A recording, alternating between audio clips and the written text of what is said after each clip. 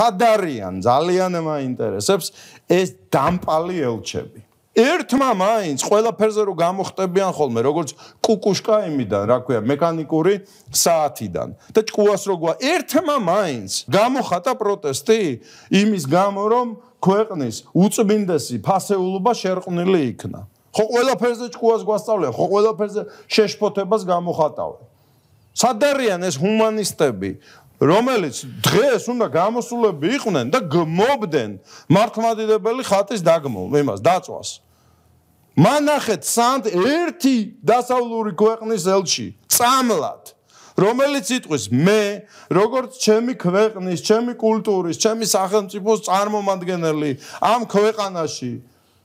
ვცემრა პატივს საქართველოს ისტორიას მის ეკლესიას რაც დადასტურებულია ჩემს 1000 განცხადებაში ვგმობ ამ არსების მიერ ხატის ეს როგორ შეიძლება ეს არ არის ისა თვითგამოხატვის უფლება და იმ 9 პუნქტს რომ დაუბრუნდეთ იქ პირდაპირ მითითებაა ამაზე ყველაფერზე რომ ნატა ფერაძეები გაამრავლეთ და ლაშა შარუხიები ჩასვით ციხეში და ამოხოცეთ და ისე გვერდები აგიდგათ რა